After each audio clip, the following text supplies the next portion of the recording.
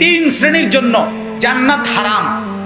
জান্নাত হারাম। হারামাল্লাহু আলাইহিমুল জান্নাহ তালাতাতুন। তিন শ্রেণীর জন্য আল্লাহ বলছে আমার জান্নাত হারাম। এটা যেন এরকম কেউ রাগ করে বলছে তোর লাগা পুতেরে কইছে তোর লাগা আমার ঘরের ভাত হারাম।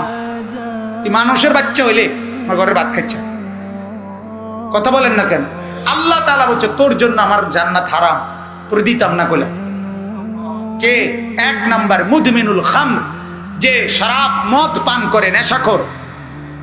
কে বলেন? নেশাখোর।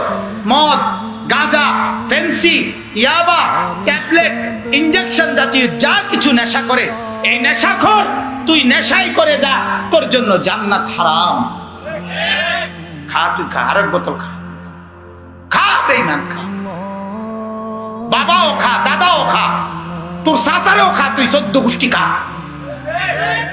ঢাকায় আল্লাহর নবী বলেছেন, আরে সাংঘাতিক কথা নবী বলছে, নেশা করে যে মান শারিবাল খামরা, আমার বলতো মানে বলছে কাঁপ দে।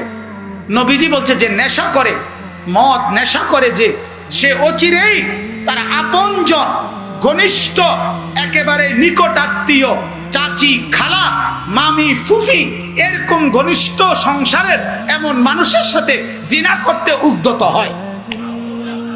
ফাকাদ ওয়াকা আলা খালাতিহি ওয়া আম্মাতিহি। বুঝছেন?